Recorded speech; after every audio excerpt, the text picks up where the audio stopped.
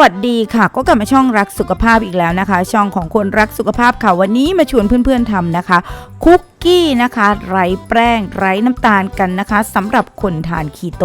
อิ่มนานด้วยค่ะแต่ก่อนไปดูอย่าลืมกดไลค์กดแชร์และกด Subscribe ล่ะเดี๋ยวเราไปดูสูตรแรกกันเลยค่ะขั้นตอนแรกนะคะเราจะใช้แป้งอัลมอนด์ก่อนค่ะจำนวน75กรัมค่ะทำหลุมตรงกลางไว้นะคะแล้วหลังจากนั้นค่ะเราจะใส่เนย1ช้อนโต๊ะค่ะลงไปค่ะ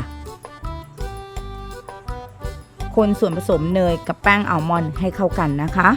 พอให้เนยนะคะเคลือบนะคะแล้วก็ใช้น้ำตาลหล่อหั่งกล้วยหรือสารแทนความหวานตัวอื่นนะคะใส่ลงไปค่ะตามด้วยไข่ไก่ค่ะคนส่วนผสมทุกอย่างให้เข้ากันนะคะ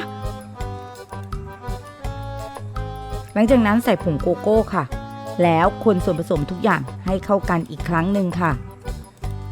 พอได้ลักษณะอย่างนี้แล้วนะคะเรามาทาเนยกันค่ะหลังจากนั้นนะคะเราก็จะทำเป็นลูกอย่างนี้นะคะแล้วนะคะนำเข้าอบนะคะแบนๆหน่อยนึงค่ะนะคะตีอย่างนี้นะคะแล้วนำเข้าอบนะคะ185องศาเป็นเวลา15นาทีนะคะถ้าไม่กรอบสามารถนำอบต่อได้นะคะโดยที่จะใช้ไฟอยู่ที่100องศาค่ะจนกรอบตามต้องการแล้วค่ะเรามาดูสูตรที่2กันเลยค่ะกลับนะคะบิดกล้วยให้ละเอียดเลยนะคะบี้จนกล้วยละเอียดนะคะเป็นเนื้อเดียวกันนะคะตามด้วยข้าวโอ๊ต1ถ้วยตวงนะคะเขาให้เข้ากันค่ะกับกล้วยนะคะมันจะเป็นซอฟต์คุกกี้นะคะที่อร่อยนะคะและเดี๋ยวเราจะตามด้วยช็อกโกแลตชิพค่ะช็อกโกแลตชิพนี่ตามชอบเลยนะชอบเยอะก็ใส่เยอะนะคะแต่ว่ามันยิ่งใส่มันยิ่งจะอร่อยนะอันนี้เป็นคนต้องค่อยๆแกะ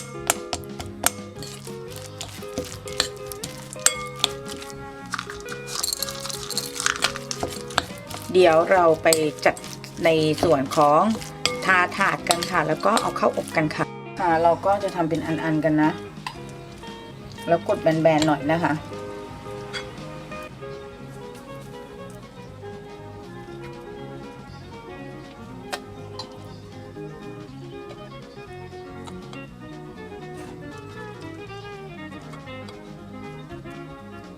เราอาจจะทานเลยก่อนก็ได้นะคะ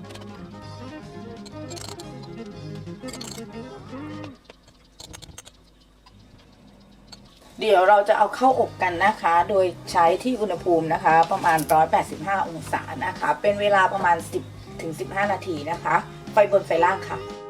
ก็เสร็จไปแล้วนะคะสำหรับคุกกี้นะคะด้วยส่วนผสมแค่3อย่างนะคะเป็นคุกกี้ครีมนะคะแบบนี้ใช้ข้าวโอ๊ตนะคะหรือแป้งข้าวโอ๊ตเนี่ยค่ะหรือข้าวโอ๊ตนะเอาไปบดนะคะ75กรัมนะคะตามด้วยนะคะสารแทนความหวานค่ะใส่ลงไปเลยค่ะและสุดท้ายค่ะใส่ไข่ปุ๊บนะคะมากรองนะคะ1ช้อนโต๊ะค่ะให้เข้ากันนะคะเราอาจจะใช้เม็ดมะม่วงหิมพานต์หรืออะไรก็ได้นะคะตอนนี้มันก็จะเป็นก้อนๆอย่างลักษณะอย่างนี้นะคะแล้วเดี๋ยวเราจะไปเตรียมนะคะในส่วนของถาดกันระหว่างนี้นะคะเพื่อนๆจะต้องนะคะง่ายนิดเดียวค่ะก็คือต้องอุ่นเตาไว้แล้วเนาะคุกกี้ข้าวโอ๊ตเราก็เสร็จเร็วง่ายไหมคะเดี๋ยวเราก็จะปั้นเป็นก้อนๆเสร็จสกุปกันนะคะแค่นี้เห็นไหมเราก็ได้แล้วนะคะเดี๋ยวเราไปเตรียมถาดกันค่ะเพื่อที่จะอบนะคะสำหรับคุกกี้ข้าวโอ๊ตของเราทีนี้เราทานเนยนะคะทิ้งไว้ทานเนยที่ถาดนะบางคนอาจจะลองด้วยกระดาษไขนะคะหรือจะทาอย่างนี้ก็ได้นะคะหลังจากนั้นค่ะใช้ช้อนนะคะทีละอันนะคะแล้วเดี๋ยวเราก็จะใช้ต้อมนะคะในการเกลี่ยนะคะ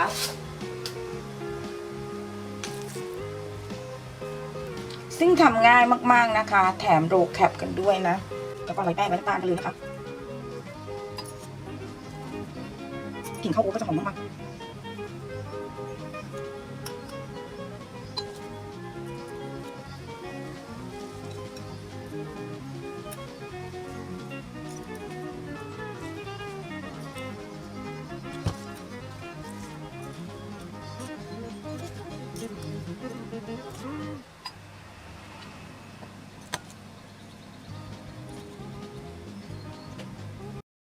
นี่นะคะเสร็จหลังจากนั้นนะคะให้เพื่อนๆใช้ซ่อมในลักษณะอย่างนี้นะคะจิ้มไม่แบนๆหน่อยนะคะนี่นะคะแล้วเดี๋ยวเราเข้าอบกันนะคะไฟบนไฟล่าง180องศา185องศานะเป็นเวลา15นาทีนะคะ10 ถึง 15นาทีหมั่นดูนะคะเอาละค่ะเราเอาเข้าตู้อบกันค่ะก็เอาออกมาแล้วเนาะเดี๋ยวเรารอให้เย็นก่อนนะคะแล้วจะดูความกรอบกันนะคะว่ามันจะกรอบขนาดไหนนะคะเพราะว่าอันนี้มันต้องรอให้เย็นนะมันจะเห็นว่ากรอบถ้าเกิดว่ากรอบไม่ถูกใจเรานะคะเราสามารถที่จะใส่กลับไปได้นะแล้วก็อบด้วยอุณหภูมิต่ำนะคะเพื่อที่จะให้มันกรอบนะคะเดี๋ยวเรารอให้เย็นก่อนค่ะก็เสร็จไปแล้วนะคะสำหรับคุกกี้เข้าอบจากต้นคลิปก็จะเห็นเป็นคุกกี้คีโตกันนะคะวิธีการทำไม่ยากเลยค่ะให้เราใส่นะคะในส่วนของแป้งอัลมอนด์ลงไปก่อนค่ะ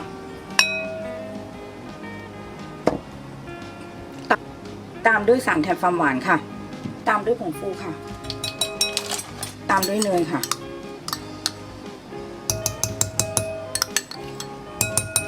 และไข่ไก่1 ฟองค่ะ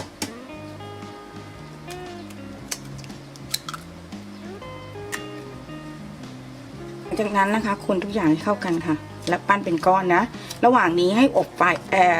อุ่นเตานะคะอุ่นเตาไว้เลยนะคะเพื่อที่จะปั้นตัวนี้เสร็จแล้วเดี๋ยวเราเอาเข้าเตาอบกันเลยนะคะนี่นะคะมันก็จะได้ลักษณะอย่างนี้นวดให้เป็นก้อนเลยนะคะ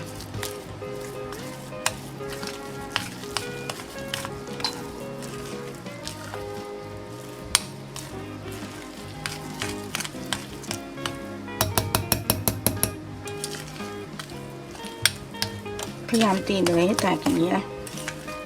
ง่ายไหมคะแล้วเดี๋ยวเราเตรียมถาดกันนะคะโดยที่เราจะต้องทาเนยก่อนนะมีถาดนะคะระหว่างนี้เราจะต้องอุ่นนะคะเตาอบนะคะที่200องศาค่ะเป็นเวลา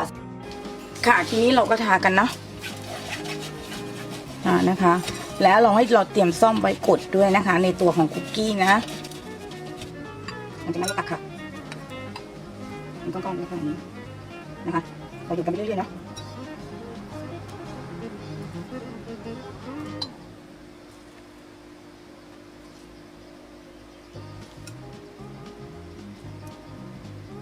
อันนี้สูตรนี้นะคะสามารถทำขายได้นะคะเพราะเป็นรูแคปเลยนะคะแล้วก็ไร้แป้งไร้น้ำตาลนะคะเหมาะสำหรับคนที่ทานคีโตแล้วก็คลีนทุกคนเลยนะคะ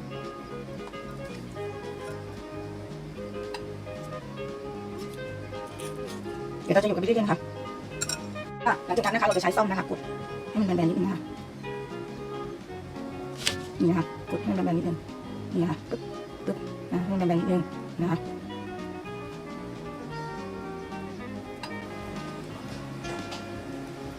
เห็นไหมคะแล้วหลังจากนั้นเดี๋ยวเราเอาไปอบกันนะคะโดยที่เราอบนะคะไฟบนล่าง180องศานะคะเป็นเวลาประมาณ15นาทีนะคะเห็นไหมคะได้แล้วนะคะ